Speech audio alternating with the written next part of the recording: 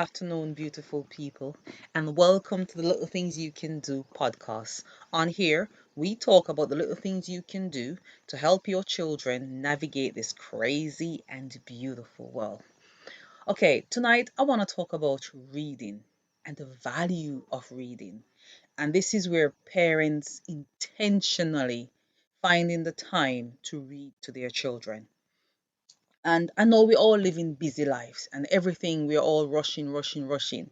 But at the end of the day, getting our children from point A to point B is our sole duty. You gave birth to them, and hence we need to prepare them for their future. So we're going to bring it right back until I'm going to say you're 6 months pregnant and you start feeling baby kicking and everything. You can start reading to your child from them. Put away your mobile phone and the TV and read to your child. I tell you the reason why. One, your child will start to get to know your voice. That's number one. Two, most adults stop reading out loud once we finish primary school. We stop reading out loud. So we've lost our reading voice. And I promise you this, your reading voice is different from your regular voice.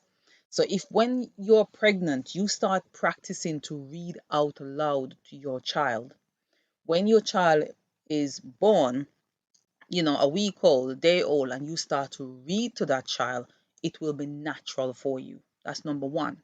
Number two, your child find comfort in hearing your voice. So you can start saying ABC and counting and singing to your child while you're pregnant. Why do we need to read for the child? One, it gives the child confidence. It gives them comfort. There is study to show that reading to your child at night is something that's soothing, calming, and help your child to sleep. It also say to that child, my mom or dad is taking this 15 minutes to spend that 15 or 10 minutes time with me. And the reason I'm saying 15 minutes, as I said before, we are all busy. But if we can find that 15 minutes every evening, and I'm going to read to my child, please try. Now, if you're a busy household and you have 4 or 5 children, one of the things you could do is ask the older child to read to the younger child. What that will do, one, it's they are spending time with each other. They are bonding. That's number one. Two, the older one will start to realize that I'm reading to my brother and sister is something I'm helping myself and also helping my younger brother. And it also give you some time to do something else. So teach them to read. Now, you got this one child, and you start to read to them. You're teaching the child how to appreciate the written language. You're teaching the child how to turn a page. You're teaching the child how to respect a book. I have 2 daughters, and my children never tear books unless a page got ripped by mistake. My children never tear book because when they were very, very young, baby, months or weeks old, I started reading to them, so they know how to turn the page. They know that book is important, and they've always have books around them, so they never rip any books. Their dad could put down any of his best book, and they wouldn't rip them. The Bible could be in their hand reach and they wouldn't rip it because they know and the value of book and they know how to handle them. So now your child is say 1, so you're still reading to them every day. It is vital. When they start primary school, if you have instilled that reading into them from baby 1, 2, 3, 4, it becomes second nature to them. One, when you read to your child, they are hearing how words are pronounced. They are watching the shape of your mouth and they are learning. Now, I can hear some parents saying, but reading is not my thing. And that is why I said you should start when they're very young. Because if you start reading ABC and 1, 2, 3 books and cat and mat and fat, when your child gets to year 4 and 5, you would have got there with the child because you are reading along with them. But what's happening? The child get to say 8, 9, and they call into school and they says, "Oh, little Johnny is not reading as much as he should," and that's when you become reactive. Oh, I'm gonna start reading to him. By then, one, the child and you don't have that bond. Two, you're pulling out your here to start something new, and the child is pulling out his here to start something new with you. But if you were reading to that child since they were a baby, it would have become second nature to both of you. And bear in mind, what I want you to think, everything you do with these children, it's intentional. We are not going to stumble through the dark and maybe I read. It is something that you need to intentionally want to read for this child every day because it helps you and it helps a child. Now, you might say, "Oh, my child isn't speaking, and they are in reception. I don't need to read to them." But the earlier you expose them to language and to listening, it also builds vocabulary, it builds thinking, it builds imagination. I don't know if you've ever read something to a child and asked them, "So what do you think gonna happen next?" And sometimes those children can come up with the most fascinating answer. And that is what you want. You want to build their imagination. Because you're reading to them, they have to be thinking what comes next. Now, when your child is watching TV or cartoon, they don't need to think what's coming next because it will come. But when you read to them, it also helps them to expand the vocabulary and imagination. Now, I am not one to say use the device, but if you're a parent and you feel not your inability to read for your child, you got audiobooks on YouTube. You got audiobooks on Audible. One of the things you could do is say, okay, we're gonna sit for 15 minutes quietly and we are going to listen. Because a lot of us, we hear, but we don't listen. And there is a difference. Because you must have known someone is talking to you, you're hearing them, but you're not listening.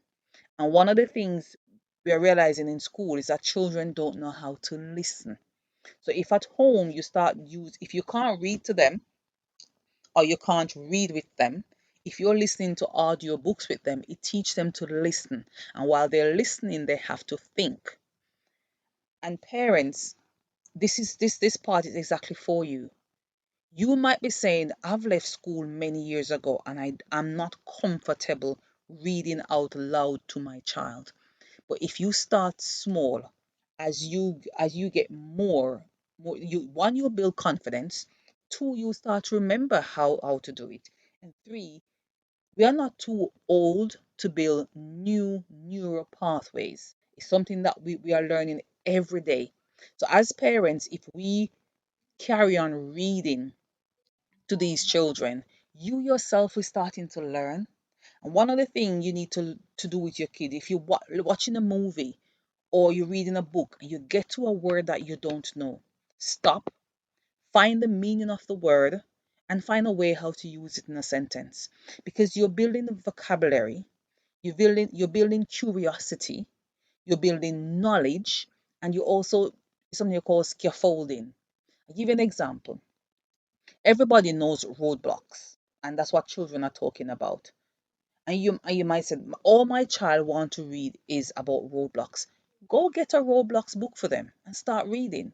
Now, while you're reading the roadblocks, you can use that scenario or that book to start teach your children about construction.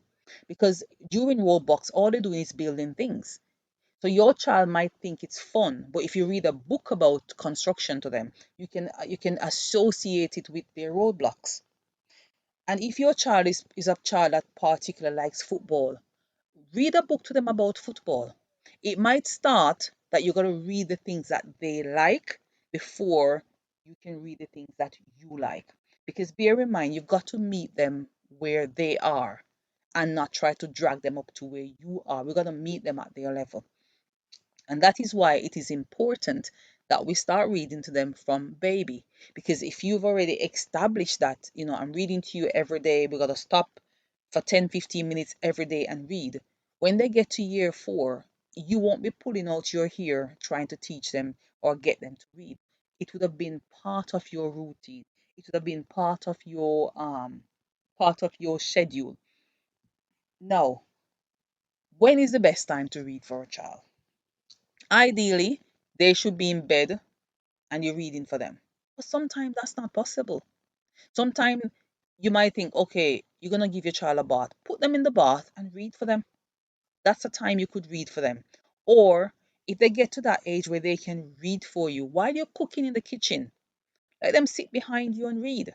Because one, you'll be listening, you can pause, you can ask questions, you can have a conversation.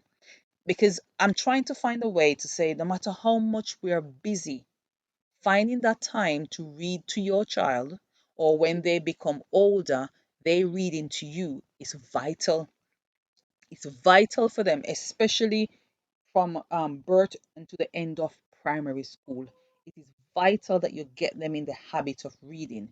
When they get to secondary school, they have a lot more material to consume, a lot more notes to gather. Hence, they need to read more faster, bigger words, and a vast array of material. So, if you start them from the very young for the love of reading, the love of knowledge, when they get to secondary school, it will be easier. What a lot of parents are doing is when the child get near to SATs, they start running around. It's never too late to start, but I'm saying it is better if we start earlier so we can lay the foundation of the value of reading, the time with that child to read with them. And parents, a lot of us, we are working non-stop to feed these children and to provide clothing and food and buy them the latest gadget and stuff. And as much as they may need that, in this changing time where things can change so suddenly, giving your child the best start in school or in life where education is concerned, it's supposed to be your main priority.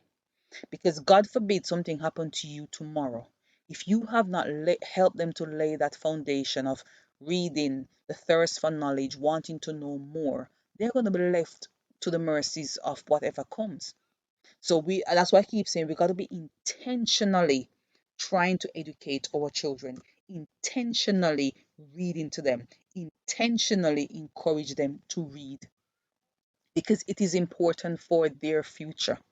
And bear in mind, we're just laying small seeds, little seeds we plant today that grows into the big trees.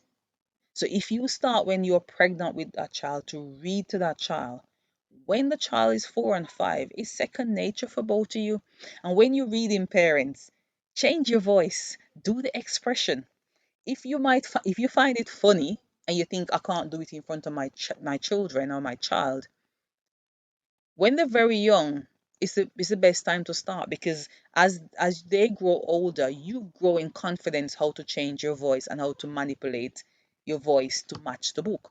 Because that's when you bring the story alive. If you listen old authors or they read the books on poets, they read a bit of rhythm and rhyme and they change their voice and their facial expression. You got to impart all of that into your child because that's how they are going to appreciate the love of reading, the love of knowledge, the love of words, because that's the only way we can free ourselves is through education, through knowledge. And we don't want our children get to the stage where reading is not something I like. Then they should love it. And I know sometimes you might have a child with a special needs, and you might think this child has got special needs, so I can't read for them. That's not true. When you get in your car and you're driving, put on an audio book so they can listen. Find a good radio station that somebody's talking something with sense so they can learn. Because one of the things we don't realize, our children are always learning. So you can be in the car driving and you can't read to them, put an audio book on. And so they can learn to sit still and learn to listen. And they may be on their phone playing a game. But I promise you, if that book is interested enough, they will start to listen. They were playing the game and they will still listen. We're just trying to find every opportunity to put some knowledge into our beautiful children because we are preparing them for today, for tomorrow, and for a lifetime. And that's the only thing most of us have to give our children is a good education. So why not start young and make it better and easier for ourselves? Beautiful people, I'm going to end this video here and I'm going to pray that the Lord grant us as parents the knowledge, the wisdom, and the right thing to say to our children and how to get our children through this crazy world. And parents, you're doing a beautiful job. And all I can give is just love from myself, and that we all keep on loving our children. Have a beautiful night. Nisha signing out. Goodbye.